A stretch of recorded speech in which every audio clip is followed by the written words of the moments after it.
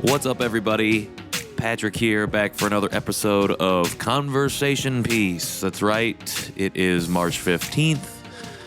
Beautiful cold day out here in Indianapolis. It is below 32 degrees. There is snow on the ground, but the sun is shining, the wind is blowing, and it doesn't look too bad out there. That was my best radio intro. Was that a good?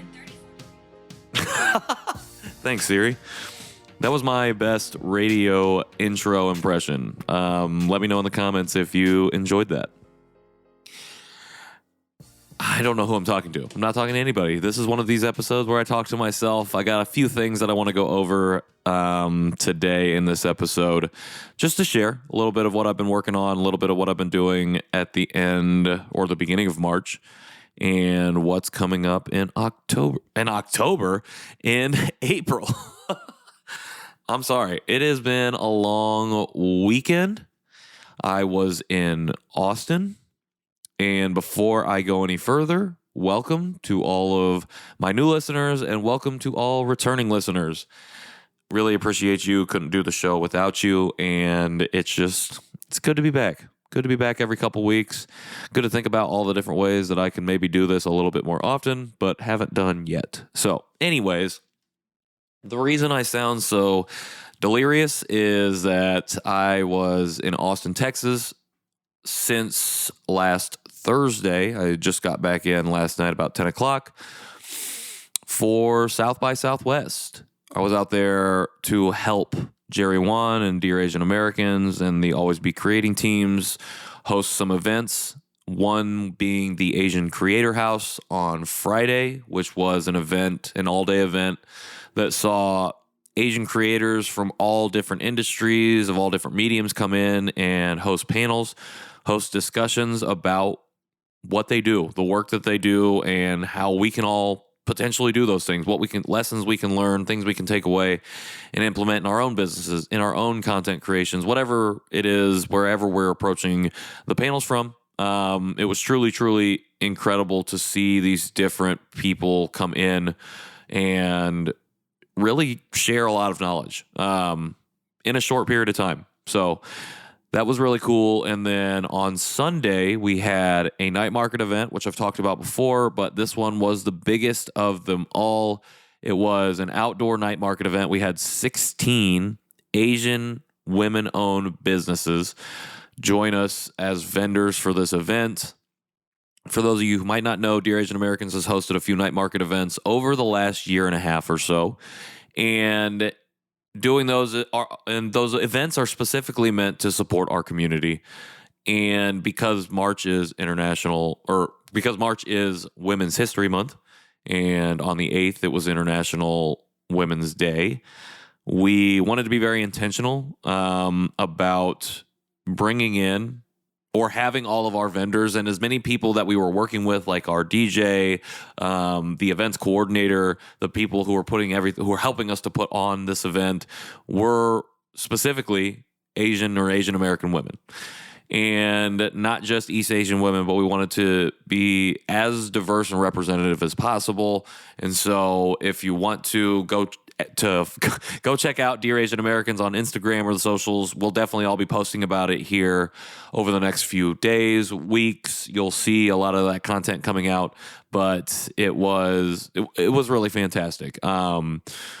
We had, I don't even know the number of people that came in, but we had a line that went down the streets, if not around the corner, around the block.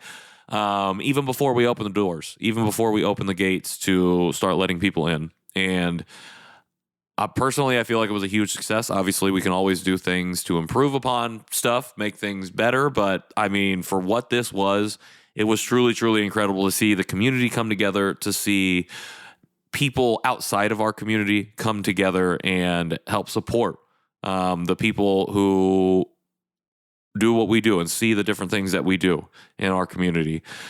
Just one other note is that we were in Austin Another piece that we wanted to be intentional about through vendor selection, shout out to Esther Lee and Harris Cho of Asian Founded for helping us to source our vendors. We wanted to be intentional about our vendors being all local to Texas, as many from Austin as we could, but at least staying in the state of Texas because that's where we are. That's where people are coming in from. And proud to say that we were able to do that, especially thanks to Esther's help. So I think it was really successful. And if we do more of those night market events, if Dear Asian Americans host more of those events, I'll definitely be talking about them here, just giving them a little shout out, shouting them out in my newsletter to let you know, because they really are truly community events that I feel like happen, but maybe don't happen as often. And another thing that we like to think about when we're planning these events is where are cities that have Asian and Asian American populations, have that diaspora of people, but maybe don't have these types of events very often. And so the more that we're able to reach into those communities, the more we're able to bring those communities together, but also show those respective locations, the communities outside of the Asian American diaspora, that, hey, we're here and we do a lot of really cool shit and you should support us. And so that's one of the main reasons I love the night markets, because it really is community focused, and we've seen that time and time again. And this last one was absolutely, the cherry on top of everything that we have done so far. The first mountain peak, so to say, in terms of what can we do on a larger scale. So you'll see content about that coming out. I'll probably talk about that a little bit more on LinkedIn and on Instagram a little bit. So make sure you're following me there if you want to see stuff about that at Patrick in the World. So that was amazing. Austin was a great time. Again, shout out to Jerry Wan. Don't know if he listens to the show, but as returning listeners will know, huge influence in my life. Helped put me on this path to what I'm doing now, to be able to sit here in front of the mic and have this conversation with y'all. And so thank you to Jerry for giving me the opportunity to continue to work and be a part of this community, to be part of the Dear Asian Americans team. It's an honor. It's a privilege for sure. The other thing that happened at the beginning of March, I think, I don't know, I'm pulling my phone up right now to pull my email out just so I can check the dates, because another cool thing that happened, and I am doing this, Oh, okay, yes. So in the beginning of March, on March 2nd, I woke up to an email, and I wrote about this, but I woke up to an email from the Asian Hustle Network team. And the subject said, you've been nominated Asian Hustle Network Top 50 Unsung Heroes 2023. And I was kind of shocked. Not kind of shocked. I was shocked. And it was very, I don't know. It was so unexpected. And it was so, I don't know, not on my radar whatsoever, that it really, really took me aback and caught me off guard, left me a little bit speechless. And I wrote about this on LinkedIn. I'll link that post specifically in the newsletter that this is coming out in conjunction with. But to give a quick recap, for the first time in a long time, I felt kind of like a pang of imposter syndrome. Or really, really pronounced imposter syndrome. Maybe I've been feeling that in different ways and I've just not been aware. But I felt it really acutely reading this email, because it just didn't feel. I felt like, no way. Like, why would I receiving this? This got to be a joke. There's no way this is real. And the few people that I asked after I posted this to my close friends story, who I thought maybe had nominated me, said that they hadn't. So if they were lying, they did a great job, because I believe them. But also, I don't know who nominated me. So one, thank you. But two, it was like, how do I best put this? I've been on this journey for, almost 3 years now, coming up on 3 years and 3 months. And, only for the last 9 months, 10 months, have I really felt that self-acceptance piece that isn't just active reclamation, trying to learn about, trying to regain things that have been lost, but fully actually believing in those things that I've been gaining as a piece of myself, as a piece of my whole identity. And so when I say that it was the first time I acutely felt imposter syndrome in a long time, it's because I've been navigating the world in a different space for a while now. And so, not that and by all means, I have not defeated imposter syndrome. I don't think that's even possible. It's something that obviously going to walk with you forever, depending on the identities that you carry, depending on the work that you do on yourself throughout that journey. And so I received this email and it was just a shock. And the reason I posted my close stories or my close friend's story is because of that specific reason. That imposter syndrome made me feel like I don't want to publicly announce this, because what if it is not real? What if it is a joke? What if I've responded to this email and like, oh no, you got this incorrectly. We did not mean to send this to you. And that was just running through my brain. And I had two people who are very close to me, or one person who's been very close to me, another person who I've recently connected with, and I'm very thankful for that connection because they've been incredibly empowering and supportive in the short time that we've been connected. But they both told me that I needed to celebrate that shit. I needed to put that out publicly. Why wasn't I talking about this more broadly? And that was great. It made me a little emotional because I'm not used to always, I am more used to it now, but I'm still getting used to the fact that people are out here supporting me. People out here want me to succeed, want me to thrive, and want to celebrate that with other people and celebrate those types of things. And I feel really grateful for those people, and for everyone listening, for constantly being supportive and for being patient with me as I navigate that, what that means for myself, for my place in the community, all of that. And so I responded to the email that night, and they did respond back and said, congratulations, yes, this is for real. You did not receive this in error. And so I wrote about it the next day, and that's the post that I will share, because I shared a lot of what I shared just now is I shared in the post. And I just thank you to the AHN Asian Hustle Network team, to Brian and Maggie, the founders of that community group, who have done a lot to amplify and support the Asian and Asian American community, specifically the professional and business networks, supporting people to tell their stories and to lean in and be themselves when they go to those spaces. So thank you to everyone on that team. Asian Hustle Network was actually one of the things that helped me kind of get launched into connecting with other adoptees. If you listen to episode 6, you'll know the Give Us the Keys episode, you'll know that Michaela and I met because of Asian Hustle Network. So definitely been a part of my journey, and it doesn't feel full circle, but it does feel like a next chapter because it's a continuation of that, and it feels like it's a cool moment, and it's something that I'm definitely not taking lightly, something that I do feel the privilege of and feel very honored to have been nominated. So if you nominated me, thank you. I really, really appreciate it. And reach out to me if you want. I would love to thank you personally, directly. And if not, that's okay. I appreciate you, whoever you might be. Oh, this coffee break brought to you by no sponsors currently. If you want to sponsor the podcast, please hit me up. Go to my website, patrickintheworld.me, and get a hold of me. That's the ad.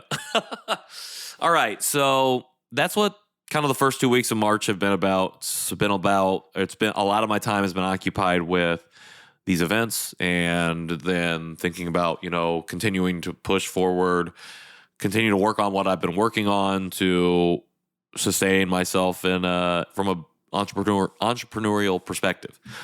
Some of those things are just trying to line up speaking opportunities in May. I still have some open availability. So folks, if you're listening and you're looking to bring in speakers, keynotes, workshop leaders for panel moderators for Asian Pacific American Heritage Month, hit me up.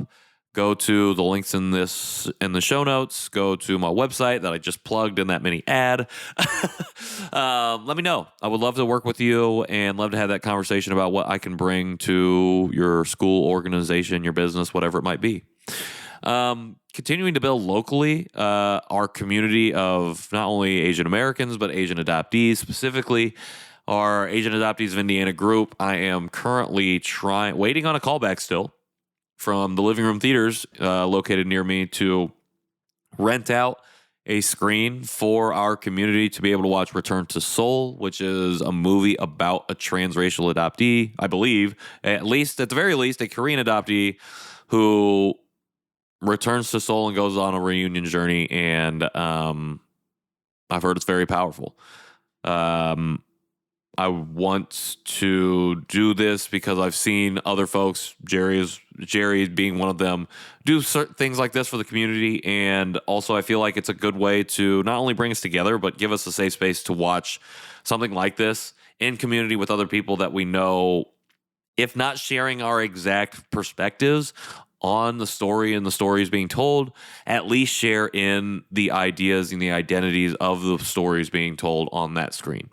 So excited about that. Hopefully making that happen. Excited that we have Return to Seoul coming here to Indiana. We've got a couple local theaters that do a lot more indie films as opposed to like the big budget Hollywood stuff. So it's exciting that we're getting that, because I honestly didn't think that it would come here to the Midwest. And the fact that we have this opportunity to watch it is awesome. Shout out to the distribution team for getting it here to Indy. Means a lot. I can tell you it means a lot for our community for sure. And the last thing, I guess the other thing that I've been working on and continuing to work on is just creating content, developing my brand, really leaning into what I can do here on Conversation Piece, lining up guests and perspectives and voices and people who aren't just Asian American and aren't just Asian adoptees. And seeing where I can go with this, because I do believe there is opportunity here to tell have really, really fun, really engaging, really insightful conversations with people from all different communities and see how we intersect, see the areas that we operate differently, learn how we can support each other, and talk about actionable solutions, actionable items that we can take, tangible steps that we can lean into in order to build solidarity, find freedom for us all under the oppressive boot of white supremacy. So that's actually is a good segue into what will be coming up in April, because I'm going to be working on these things all throughout the rest of this month of March. One other thing in March that's going to be happening is I got summoned for jury duty, so I will find out tomorrow evening. This is like a reminder for myself, or tonight, I guess I should say, because you're listening to us on the 15th. Tonight, whether I was selected. And if I have to show up on Thursday. The other thing, so yeah, segueing into April, the guest that I have coming on, the conversation that I will be having for our April episode is with Kyung-hee Kim, a Korean-American author, educator, poet, who has a book coming out called See Us Bloom. It is a children's poetry book, and I could not be more excited to share this conversation with y'all. We recorded it before I left for Austin, and one, it's National Poetry Month, so it's super fitting to be able to have Kyung-hee on the show. But two, she just is such a radiant light. She shares such a great message, and she just does amazing things. And she's a poet. she knows how to utilize words, utilize language to tell these stories and to tell her story. And I feel like I'm just really, really grateful for the conversation that we were able to share. And so I'm really excited for everybody to hear that. It's a fun conversation, and yes, it's really, really exciting. We have, since both of us have early March birthdays, we have a conversation about that, and it's just I'm left a little bit speechless again. It's easy to make me speechless, and it's not because I don't know what to say, but sometimes it is.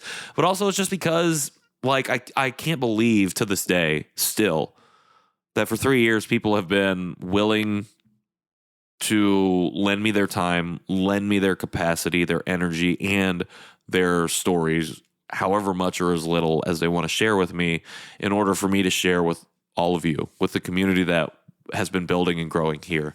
And so, and on the other platforms that I've been able to frequent. over these last 3 years. So that's why it leaves me speechless. That's why I feel so giddy. I hope that's translating into this recording right now, because it's just exciting. It's exciting to be able to share this, and I recognize that privilege and honor to be able to do so. So thank you, Kyungi, for coming on the show. Can't wait to share that conversation with everyone. Thank you to everybody who is listening. Can't wait for you to hear it as well. Rest of the month, too, right before. Other things in April, I guess. We're talking about April. Getting ready for APAM, Asian Pacific American Heritage Month. Big stuff. I am, again, like I talked about, seeking those opportunities still. I have a few openings still to fill that I want to get filled for this month, for May. So April is going to be about that as well. At the end of the month, that's when the Asian Hustle Network conference is out in Las Vegas, so I will be there. But I also think I'll be planning I want to plan some events to kick off APAM. That's like a pre-May situation. So that last week of April, I'm also opened up to take on some gigs. So if you have anything, if you have some openings in your business, or you're looking to, spend the rest of that speaking budget, spend the rest of that programming money before the end of your fiscal years, hit me up. Go to that website, patrickintheworld.me, and let's have a conversation. One other thing, too, on a personal note, my wife and I will be going on vacation for her spring break in that first week of April. So very excited about that as well. When the episode drops with Kyungi, I will be on a plane, I believe, or be somewhere going with my wife. Excited to be able to share some of that with y'all as well once we return. So April already lining up to be a really exciting month. The rest of March, it's about the grind. It's a lot of work, but work worth doing. So excited about that. Thank you for listening, especially all the new people that have joined. It means a lot. If you want to make sure that you are getting alerted to these episodes, if you're not subscribed for whatever reason on your podcast player, you can sign up for the newsletter. Again, go to my website, patrickintheworld.me, and you can do all of those different things. If you want to support me in any other way outside of hiring me for some sort of work-related thing, you can do that on my website as well. You can also go to @patrickintheworld on Instagram or on LinkedIn, and go to the links in my bio. There are ways to support me there as well. I think that's about it. I appreciate y'all, and the world isn't getting any. I don't know what I was going to say. The world is constantly changing, and we constantly are seeing things change for some for the better, some for the worse, and shit's tough out there. Life is tough for a lot of people, and we are seeing our most marginalized communities be targeted very, very specifically in legislation, specifically Black, Indigenous, and trans LGBTQ communities, specifically targeted in our state legislatures and our federal government. And it's tough. It's dark days specifically for those communities. And so as we continue on through the rest of this month, through the rest of this year, be mindful of that. Be mindful of those things. Check in on your friends. Continue to learn, educate yourself. Continue to check in and be accountable. Should harm come from any of your actions, my own actions, I know it's something that I have to be staying mindful of as well.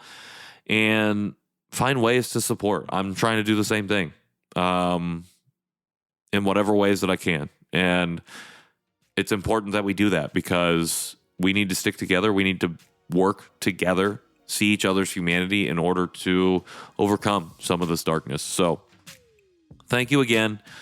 April 1st, Kyunghee Kim. Make sure you're here. Make sure you're listening, because we talk a little bit about that as well in terms of community care. And I'm really excited to share that conversation with y'all. So happy March. Have a good rest of the month, and I'll see you in April.